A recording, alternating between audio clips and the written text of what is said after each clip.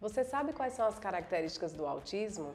O autismo, ou transtorno do espectro autista, TEA, trata-se de um transtorno de neurodesenvolvimento que afeta crianças e adultos que sofrem de dificuldades de comunicação e interação social, além de apresentarem padrões restritivos, repetitivos e estereotipados de comportamento, interesses ou atividades.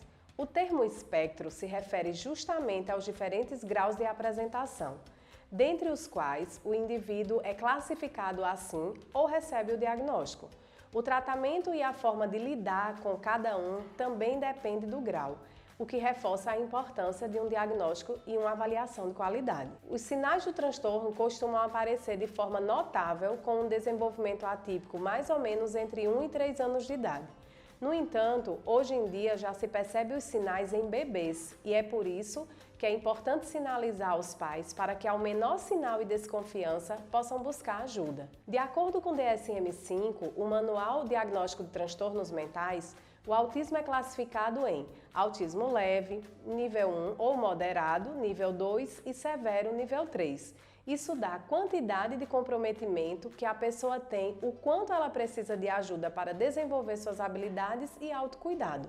Por exemplo, uma criança pode falar e não ter uma fala contextualizada ou funcional, falando apenas o que é do seu entendimento ou interesse. Ou ainda, uma criança pode não ser verbal, ou seja, não fala, e ter uma comunicação mais funcional e compreensível em determinado contexto. Outro fator que devemos nos atentar são as características que nos levam à hipótese de diagnóstico do TEA. Primeiro, as crianças com TEA não sustentam ou sustentam pouco o olhar e, quando são chamadas, parecem não ouvir. Gostam de brincar por horas sozinhos e de forma atípica com brinquedos. Por exemplo, giram as rodas do carrinho ou usam brinquedos de formas diferentes. E também podem andar na ponta do pé ou se irritar com facilidade a depender da textura que pisem. Essa irritabilidade se apresenta em vários aspectos, como não conseguir se comunicar ou não suportar os estímulos do ambiente, como sons, texturas ou regras. Crianças autistas também apresentam estereotipias como balançar as mãos e o corpo. Não apontam objetos ou obedecem a comandos simples, como por exemplo, pega a bola, traz o copo, e também apresentam dificuldade em escolher ou decidir por algo. As regras sociais trazem comportamento de birra porque a criança não compreende e em muitos momentos a família se vê perdida em ajudar. Em alguns casos, apresentam altas habilidades em desenho, números, leitura precoce, mapeamento visual, entre outros. Em crianças maiores, essas características podem permanecer e prejudicar sua comunicação social na escola ou na família, podendo resultar, no caso da escola, por exemplo, dificuldades em fazer amizade. De acordo com as características, a criança vai sendo classificada em determinado grau. E quero enfatizar, pessoal, a importância dos graus no autismo, não para rotular a criança com TEA, mas para nortear a família, a escola, os terapeutas, de como fazer a intervenção e organização da rotina da criança. Muitas vezes o TEA, mesmo no grau leve, traz muitas dificuldades que precisam ser olhadas para não correr o risco de cobrar aquilo que a criança não tem condições de oferecer. Dentre as características, a alteração sensorial é algo importante de sinalizar, pois muitas são as dúvidas e elas interferem diretamente no aprendizado e atividades diárias, como por exemplo comer, dormir, tomar banho.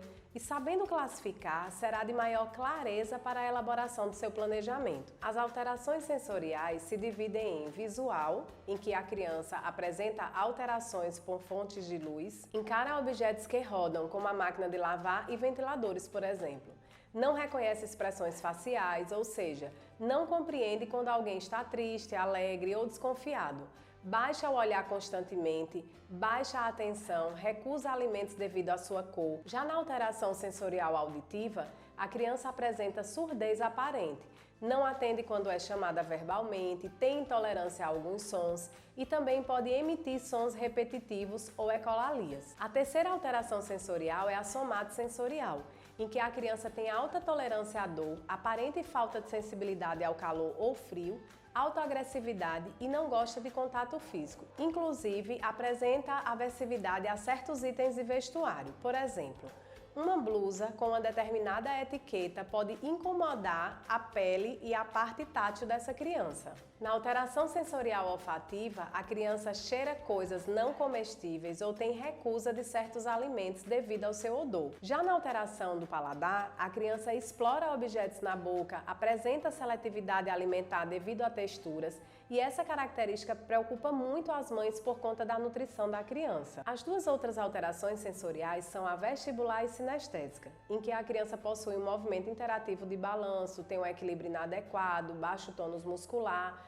dificultando, por exemplo, em se manter sentado ou em pé por muito tempo ou numa determinada atividade, por exemplo.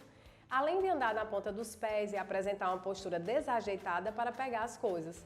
Vamos pensar que essas alterações fora de casa, por exemplo, podem criar problema ao viajar e participar de eventos na escola ou em um almoço em família e, consequentemente, as intervenções do autismo também devem incluir estratégias específicas de manejo de comportamentos sensoriais para melhorar a qualidade de vida e o prognóstico dessa criança. Como vocês podem ver, o autismo pode apresentar características que afetam profundamente a vida da pessoa que porta essa condição, assim como das pessoas com quem ela convive. Por isso, o diagnóstico correto e precoce é fundamental para que busque formas adequadas de melhorar sua comunicação e função social, de forma que haja o menor impacto possível da doença no seu processo de aprendizagem. O diagnóstico de TEA deve ser realizado por profissionais devidamente treinados e, de preferência, façam parte de equipes multidisciplinares. E a avaliação deve ser feita através da história do neurodesenvolvimento, uma entrevista padronizada, que chamamos de anamnese, e uma avaliação com observação clínica e em contextos diferentes, como na escola, na rotina da família, tornando ainda mais útil a possibilidade de um planejamento mais eficaz e mais preciso. Se você gostou desse vídeo, curta, comente, ative as notificações e me siga nas redes sociais.